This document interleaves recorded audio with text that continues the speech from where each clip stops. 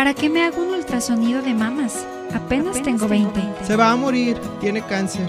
Ya no es mujer porque no tiene pecho. ¿El cáncer de mama también lo padecen los hombres? ¿También lo padecen los hombres? Conócenos, un podcast de salud femenina. Aquí encontrarás respuesta a todas tus dudas con la ayuda de Eira Movimiento Rosa AC. ¡Comenzamos! Estamos de vuelta en Conócenos Podcast. Soy Vanessa Toscano y el día de hoy contamos con un invitado muy especial, el psicólogo Roberto Valencia, con quien vamos a estar tocando un tema de muchísimo interés, el cual es: tengo un familiar con cáncer de mama, ¿qué debo hacer? Pero antes de continuar, recuerden que pueden seguirnos a través de nuestras redes sociales oficiales. En Facebook nos encuentran como Eira Movimiento Rosa AC, Conócenos Podcast, y a través de Spotify, YouTube y TikTok nos encuentran como Conócenos Podcast. También recuerden que si tienen alguna duda en particular pueden contactar con nosotros vía WhatsApp al 341-159-6782. Bienvenido, licenciado. Hola. Voy a leer un poquito de su trayectoria para que conozcan al gran invitado que nos está acompañando el día de hoy. De verdad, agradezco que se haya tomado el tiempo de viajar desde la ciudad de Guadalajara hacia aquí, Ciudad Guzmán, para grabar este episodio y sobre todo poder compartir sus conocimientos. El licenciado Roberto es licenciado en Psicología, graduado de la Universidad de Guadalajara, con una maestría y una especialidad en estudios psicoanalíticos. Durante los últimos 5 años de su carrera se ha enfocado en la práctica clínica atendiendo a niños, adolescentes y adultos, y además cuenta con una sólida experiencia como docente y orientador educativo en niveles de bachillerato y licenciatura. Bienvenido, muchas gracias nuevamente por acompañarnos aquí en Conócenos Podcast. No sé si le gustaría compartirnos un poquito de usted o quizá algún medio de contacto en donde los pacientes o las personas que nos escuchan a través de las diferentes plataformas puedan hacer enlace con usted. Muy bien. Primero, pues agradecer a Eira Movimiento Rosa por la invitación, también a usted, licenciada Vanessa. Mi único medio de contacto es por medio de celular. Me pueden mandar algún mensajito, algún WhatsApp y con mucho gusto ahí les puedo contestar. El número es 33 12 17 89 59.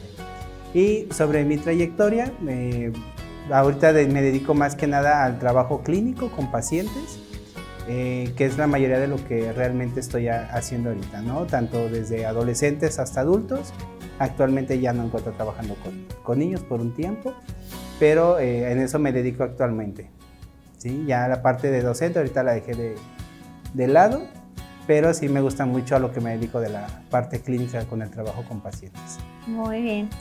Muchísimas gracias por acompañarnos. Y bueno, la verdad es que este episodio y en general la tercera temporada para nosotros desde Eira es muy importante porque se abordan temas obviamente mucho más profundos. Ahora sí que tocamos con las emociones, sobre todo a través de esta temporada también ya hemos tenido la oportunidad de dialogar con pacientes sobre su experiencia en el momento del diagnóstico, el tratamiento y demás.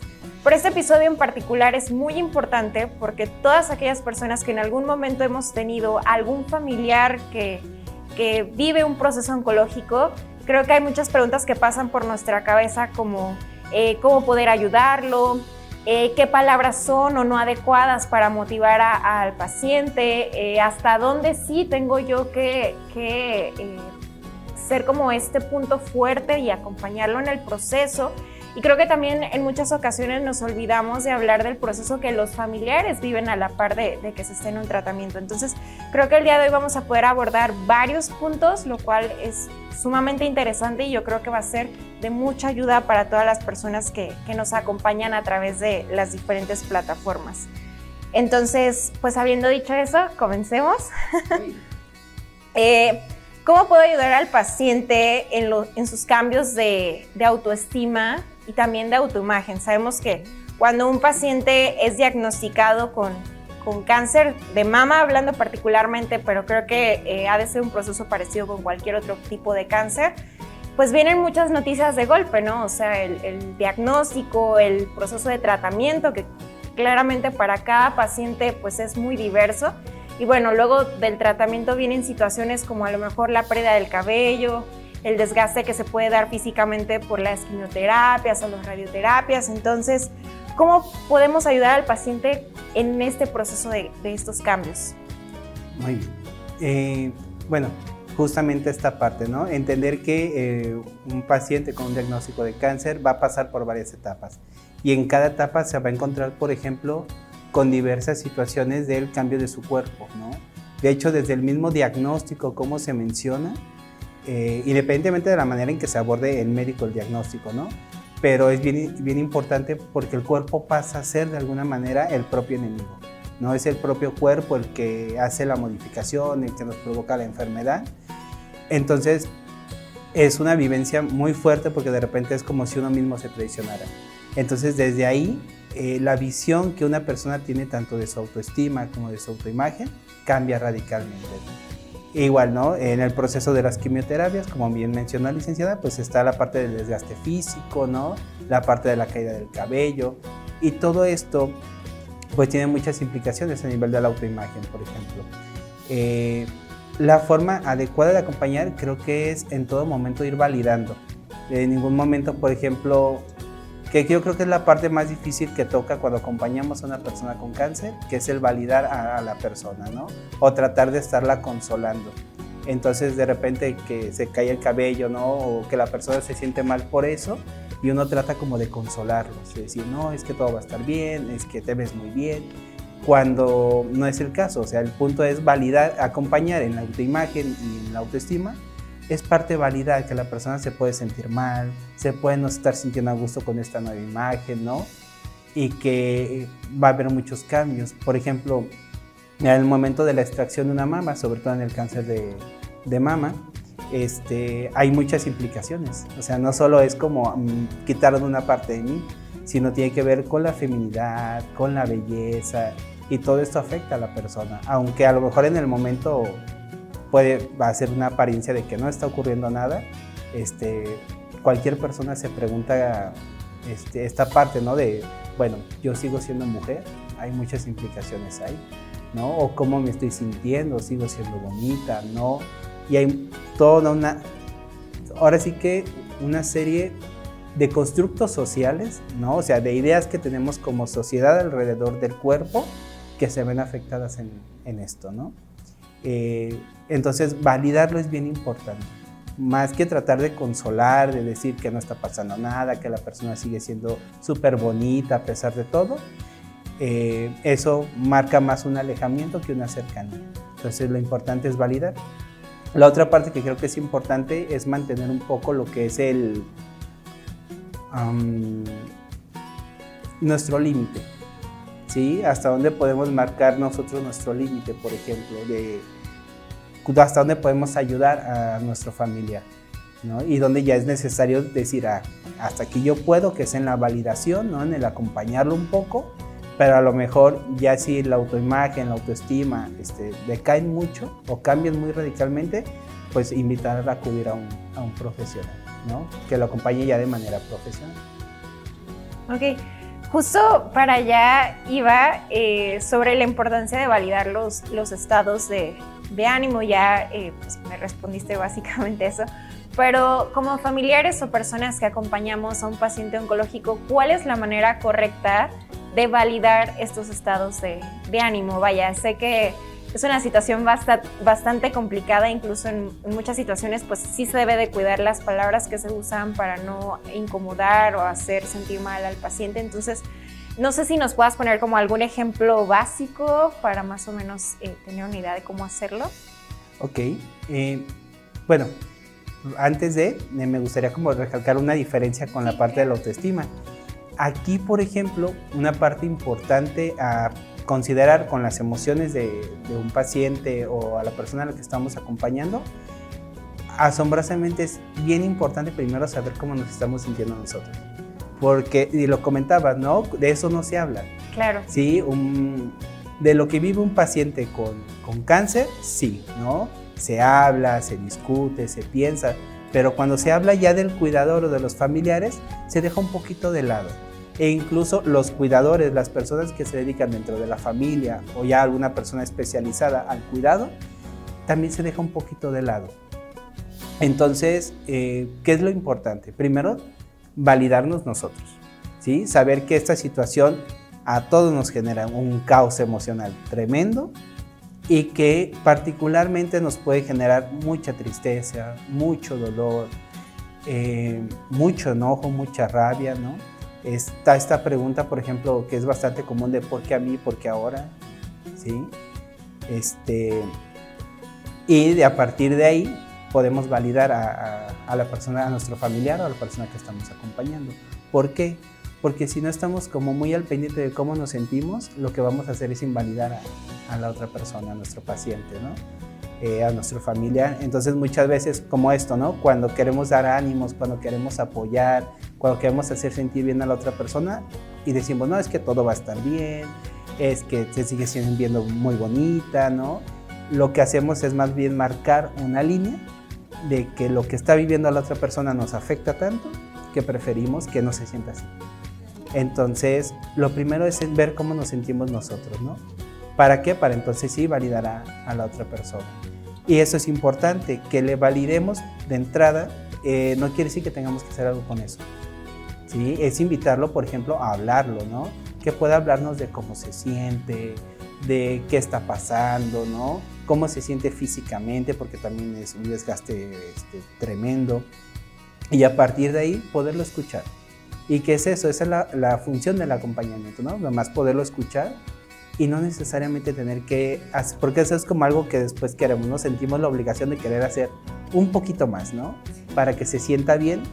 Y el detalle no está ahí, sí está en el acompañarlo, ¿no? Cómo te sientes, qué está pasando y a partir de ahí, pues a lo mejor si el paciente requiere ya, como digo, ¿no? Una intervención más profesional, pues derivarlo, ¿no? Acompañarlo ya con un profesional.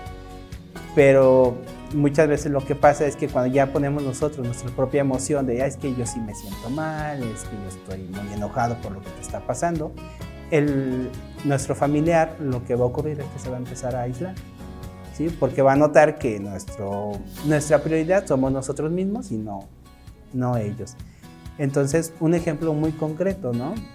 El paciente puede estar muy enojado ese día porque con la quimioterapia le fue horrible, se siente muy mal, ¿no? Está enojado porque a lo mejor algún enfermero lo trató no mal necesariamente, pero algo pasó que al paciente no le gustó, ¿sí? Cualquier cosa, un detallito vamos a poner, pero que ya con la sensación de la quimioterapia, los dolores, se vuelve muy grande, ¿no? Entonces, que en ese momento, ¿no? Uno le dice, oye, pues a ver, ¿qué está pasando? Te noto, o sea, tratar de ser también muy perceptivos, ¿no? Te noto muy molesto, te noto enojado. Y aquí es una parte importante, es preguntarle, ¿quieres hablar de eso? Porque el paciente podría decir, o nuestra familia puede decir, no quiero, no te quiero contar. Y es válido. Y es muy, muy válido que no quiera platicarnos.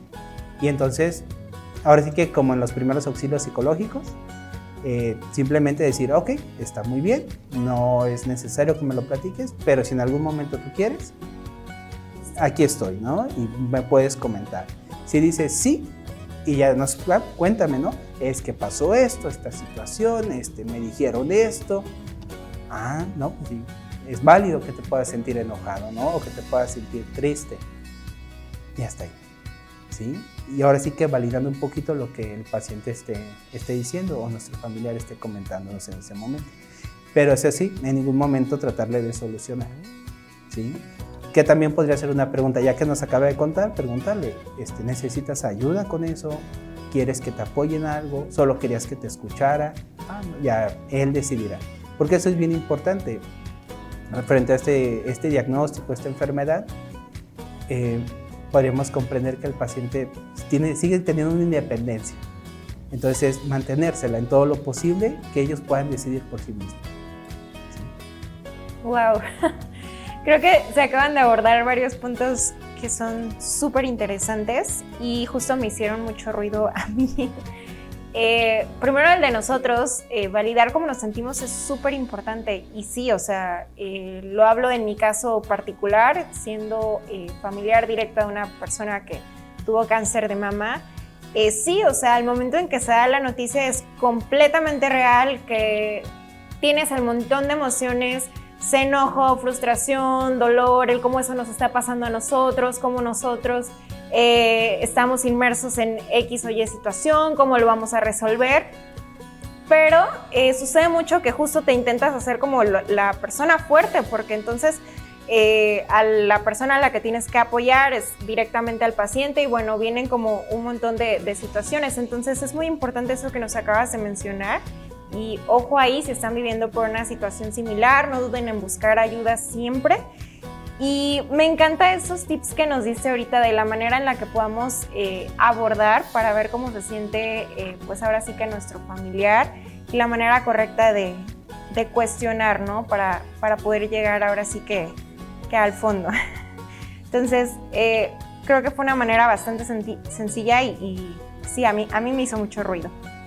Pero bueno, licenciado, ¿qué recomendaciones daría usted en el caso de un paciente que le acaba de dar la noticia de que tiene el diagnóstico de cáncer a sus familiares, ya sea de cómo poder asimilarlo, cómo poder tratar la situación? Y también, ¿no? De las personas que acaban de recibir la noticia, ¿cuáles serían como esas recomendaciones para poder llevarlo y dar seguimiento de la manera como más adecuada? Yo creo que una parte importante es reconocer, ¿sí? Reconocer que este diagnóstico tiene un impacto, pues voy a poner ahorita la palabra negativo en nosotros, ¿sí? Porque sabemos socialmente todo lo que representa el cáncer, ¿no? Es todo lo que va a pasar, sabemos de alguna u otra manera alguna historia, ¿no? Tanto, ahora sí que donde remitió el cáncer, donde pues el final no fue tan favorable, ¿no? En ambas situaciones el constructo lo tenemos, sabemos qué puede ocurrir. Sin embargo, yo creo que algo muy importante al momento de recibir la noticia es tener como muy presentes que el diagnóstico no nos vuelve una enfermedad. Sí, el diagnóstico es que tenemos o estamos padeciendo una enfermedad porque muchas veces asimilamos como la enfermedad como si fueran ya nosotros y no, es algo que estamos padeciendo, algo que tenemos y así, ¿no? O sea, no, porque muchas veces podemos pensar que es como ya algo íntegro a nosotros, algo de nuestra persona y realmente no, es solo algo que estamos padeciendo y que pues también puede pues, quitarse, irse, ¿no? Poniéndolo como algo que es como ajeno a nosotros, ¿no? Tanto para el paciente entender también esta parte, que es un diagnóstico, que sí tiene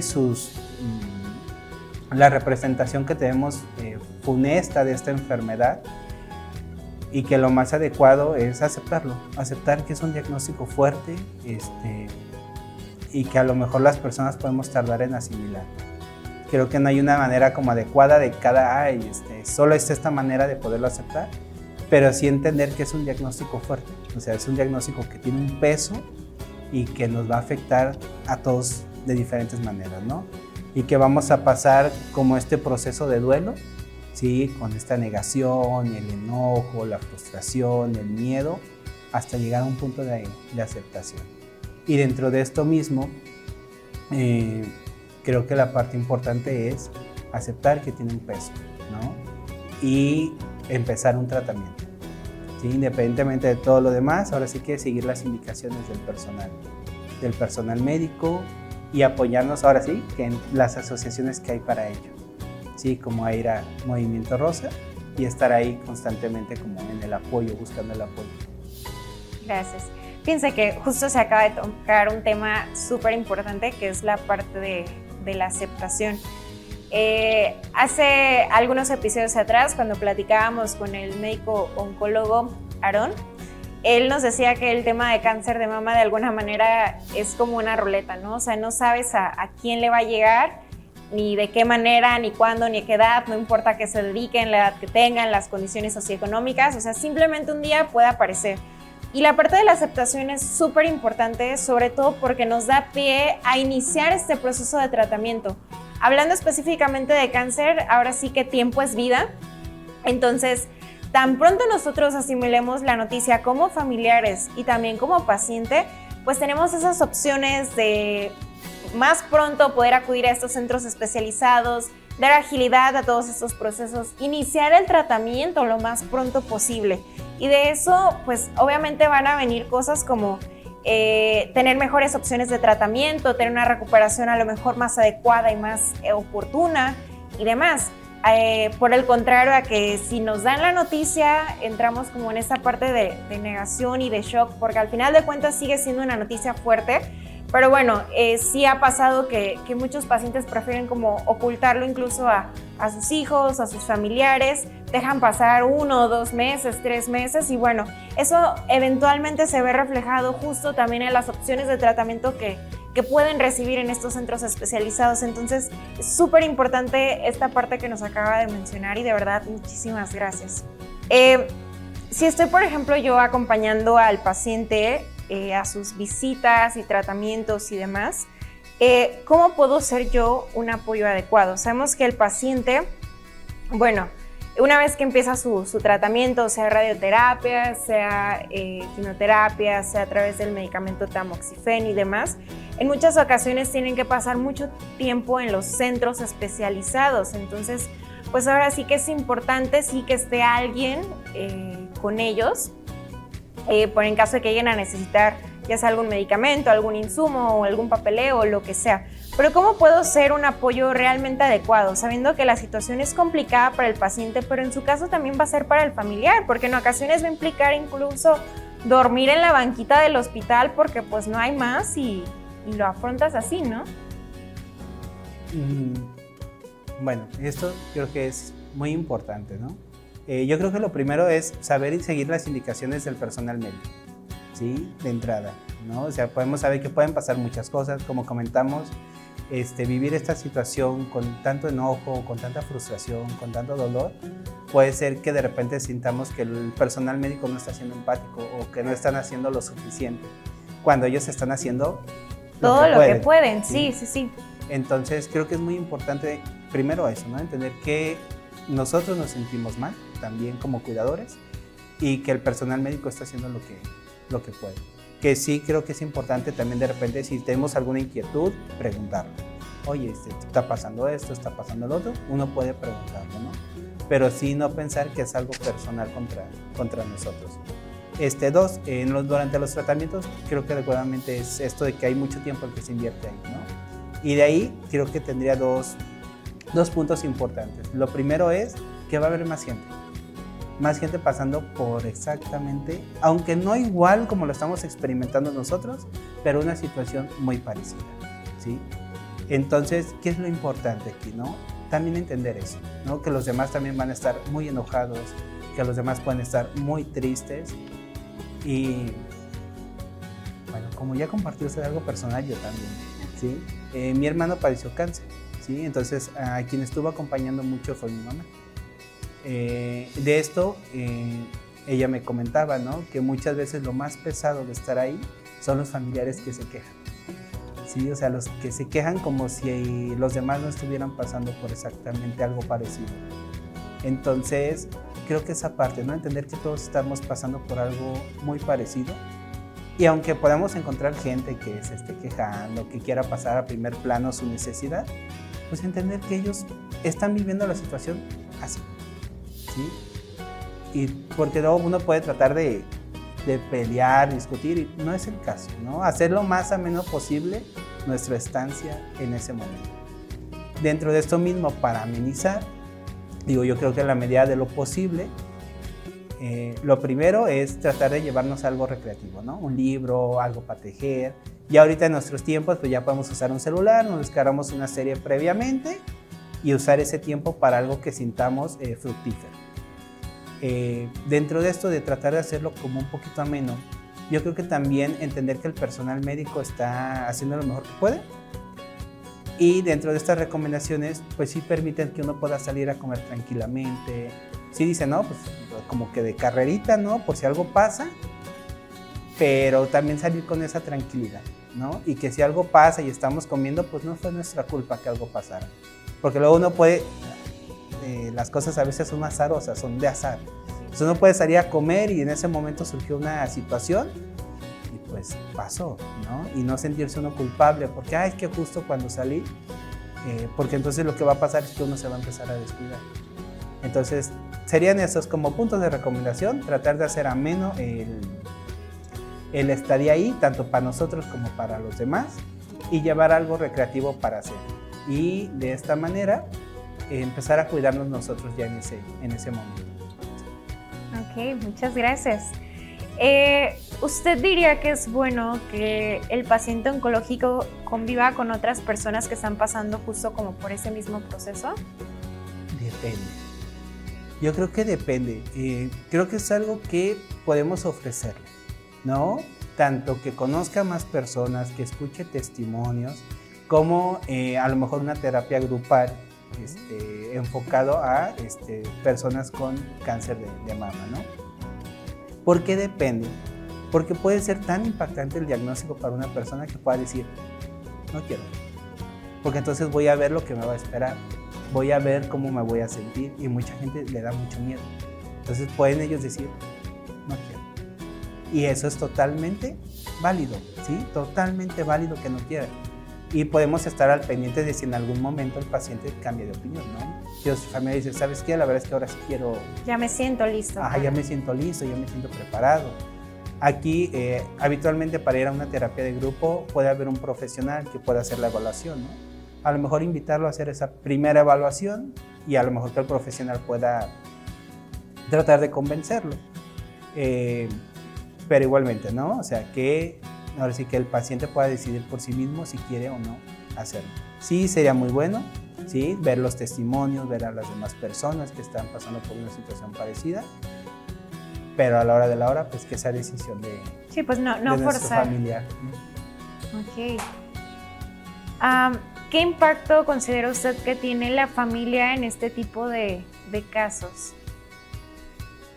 Creo que nosotros como familiares, bueno, sí que es súper importante porque somos la primera red de apoyo, ¿sí? Si no estamos los familiares en ese momento, pues el paciente se va a quedar totalmente solo, ¿no? Y es súper importante también para la persona que se coloca en el papel del cuidador, porque pasa muchas veces que solo una persona toma el lugar y se avienta todo, y es donde comentábamos, ¿no? Se suele descuidar esa persona. Entonces, creo que la familia es muy importante que pueda crear red de apoyo, con una red de apoyo, ¿sí? No solo para nuestro familiar, sino también para aquella persona que se toma ese papel de ser el cuidador, ¿no? ¿Para qué? Para no dejarlos solos. Pero también es muy importante porque, bueno, la reacción emocional a todos nos pasa diferente, ¿no? Entonces puede haber una persona que se toma el lugar de cuidador siendo la fuerte, o puede haber personas que les dé tanto dolor, tanto miedo, que lo que prefieren es separarse o alejarse. Entonces, si una persona, bueno, ahora estando como un paciente, ¿no? En esa situación, si una persona que quiero mucho de la nada ante esa situación se aleja, ya no me habla, ya no me busca, pues va a generar cada vez más tristeza y más dolor, ¿no? Entonces creo que sí es muy importante que podamos, ahora sí que fungir como esa red de apoyo. De apoyo. Ok, ¿y cuál considera que podría ser una manera correcta, ahora sí que de animar tanto al paciente como al cuidador? O sea, a través de esta red de apoyo, ¿cuál es la manera de poder motivar y de alguna manera pues seguir empujando para que se pueda salir adelante tras la situación? Yo creo que, va junto con lo primero, que es validando sus emociones y experiencias, ¿sí? Porque es esta parte, es muy común estas palabras de es que échenle ganas, todo va a salir muy bien, esto se va a superar, y puede que tengan cierta razón, ¿sí? Pero tanto el cuidador como los pacientes no lo ven así. Entonces lo que va a marcar es una distancia y va a demostrar la poca empatía que podemos tener hacia las personas, ¿no? Porque es como no se sientan mal, porque entonces yo me siento mal, ¿no? Entonces creo que lo más importante es ayudarlos, ¿no? Validarles y preguntarles si necesitan algo, tanto al paciente como al familiar que está siendo cuidador, ¿sí? Incluso como dentro de la misma familia, en este caso, ¿no? Como familia, una manera de apoyar es no dejar que una sola persona tome ese lugar de cuidador, ¿no? Y de una manera así como de animar, ¿no? De apoyar, creo que simplemente estar presentes, y viendo esta parte de necesitas algo en que los puedo apoyar y hacer. El saber ¿Sí? escuchar. Y saber escuchar. Y creo que algo muy, muy importante dentro de la motivación, aunque a veces es muy difícil, no tener miedo a hacer planes a futuro. Porque creo que es lo más complicado dentro de esta situación, ¿no? Porque de repente está como dices que no sé cuánto tiempo, no sé si voy a llegar. Y es muy válido, ¿no? Pero una recomendación es no tener miedo a hacer planes a futuro, ¿sí? Y eso es esperanzador, porque no importa, vamos a hacer un plan de aquí al siguiente año, de aquí a 2 años, pase lo que pase, ¿sí? Y eso pues da una motivación, ¿no? Porque pues, es el objetivo también de llegar a ese lugar. Ok, ¿usted considera que en este caso los familiares o acompañantes del paciente también deben acudir a terapia durante este proceso? Sí, digo, yo creo que es una cosa muy importante que puedan acudir a un proceso terapéutico por lo mismo, ¿no? Porque no sabemos cómo está la red de apoyo, no sabemos si todos los familiares están apoyando o no, o la forma en que todos tenemos diferentes maneras de expresar y sobrellevar nuestras emociones. Entonces, lo más adecuado sería ir a un proceso. Sin embargo, esto no es posible en todos los casos, ¿sí? Realmente no es posible. Entonces, ¿qué se puede hacer en estos casos? Para el cuidador, bueno, creo que es más viable que pueda acudir a un grupo de apoyo con más personas que están en esa misma situación. Y no descuidarse, creo que sería lo más importante, ¿sí? Como comentábamos, ¿no? Estar comiendo sanamente, tener un espacio recreativo para uno mismo. Y a veces cuando la familia no puede ser una red de apoyo fuerte, pues con los amigos, ¿no? Un amigo o amigos donde podamos a lo mejor expresar cómo nos sentimos. Ahora sí que nos presten nada más oído, ¿no? Que no nos quieran resolver y que nada más nos escuchen. Ahora sí que apoyarse en esas redes de apoyo lo más posible. Porque aunque sí es lo más recomendable, ¿no? Puedan ir, acudir, a lo mejor cada 15 días, una vez al mes. Muchas veces esto no es como posible para todas las personas, ¿no? Pero sí poder ir a un grupo de apoyo o tener redes con nuestros amigos y entender eso, ¿no? Que la parte importante es no descuidarnos nosotros, ¿no? Seguir comiendo sanamente, tener un tiempo y espacio para nosotros, también continuar con nuestras redes de apoyo con nuestros amigos, y pues seguir cuidándonos, ¿sí? No descuidarse uno en la medida de lo posible.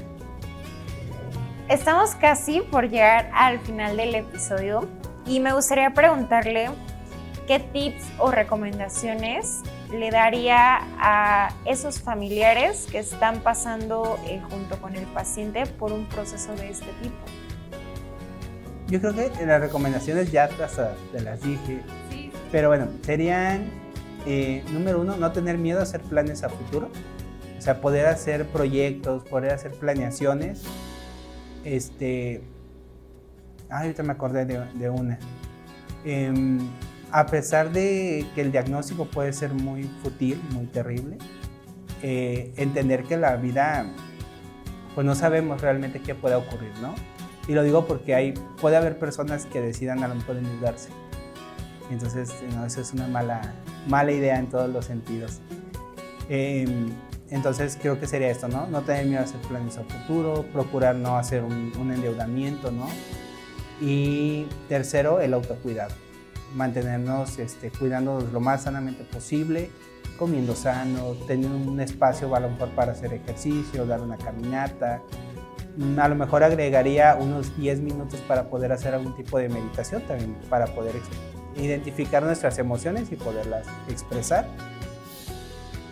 Y yo creo que esas serían ahorita las recomendaciones. Ok, muchas gracias. Me encanta que haya hecho tanto énfasis en esta parte del autocuidado como familiares, porque sí, firmemente creo que si estamos bien con nosotros mismos, entonces vamos a poder ser un apoyo, pues ahora sí que más fuerte y de alguna manera más sano también para el familiar que está pasando por esta situación. Creo que abordamos puntos bien interesantes y de los que poco se habla realmente en este tipo de casos. No sé si le gustaría añadir algo más. 2 cosas. Lo primero es tener mucha paciencia. pero paciencia como en general. ¿Qué quiere decir? Tenemos que tener paciencia con el personal médico, paciencia con los familiares, ¿no? Que a lo mejor no se centran en este ejercicio del ser el cuidador, tener paciencia con nosotros mismos sobre todo, y tener paciencia con nuestro familiar. ¿Por qué? Porque las emociones van a estar ahí, pero ahora sí que desbocadas, el enojo, el dolor, la tristeza. Y eso me lleva a la segunda cosa, que es no tomárselo personal. Nuestro familiar puede estar muy irritado ese día y nos puede decir que ya no quiere que lo apoyemos. Es parte de sus emociones, ¿no? Hay que escucharlo y hay que entender que no es contra nosotros, ¿no? No es algo personal, sino que es algo que está viviendo y que es su manera de expresarlo en ese momento. Y eso, no es necesariamente contra nosotros. Y eso es muy, muy importante. Porque luego si nos lo tomamos personal, es que ella me dijo y es que no me quiere, y pues lo que va a marcar nuevamente es una distancia con nuestro familiar, en lugar de acercarnos más, ¿no? Ahora sí que eso sería todo. Muchísimas gracias, licenciado, por acompañarnos en este episodio. La verdad es que he aprendido yo muchísimo y estoy segura que las personas que nos siguen a través de las diferentes plataformas también. Son tips y recomendaciones muy buenas, sobre todo cuando se pasa por este proceso. Entonces, de verdad, muchas gracias por su tiempo, por trasladarse desde Guadalajara hasta aquí a Guzmán para hacer la grabación. Y bueno, recuerden que pueden seguirnos también a través de nuestras redes sociales oficiales. En Facebook nos encuentran como Eira Movimiento Rosa AC. Conocen los podcasts, y en Spotify, YouTube y TikTok también nos encuentran como Conocen los Podcasts. Si tienen dudas, recuerden que nos pueden escribir vía WhatsApp al 341-159-6782. Y bueno, cualquier situación siempre pueden acudir a Eira para que podamos ayudarles desde los diferentes programas que nosotros tenemos a su servicio. Muchísimas gracias y nos vemos en el siguiente episodio. Muchísimas gracias, licenciada. Muchísimas gracias, licenciada.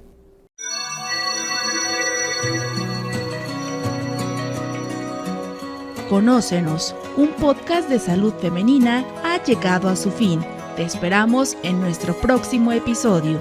Este proyecto es posible gracias a Eira Movimiento Rosa AC y Berrimex. Gracias por acompañarnos. Hasta la próxima.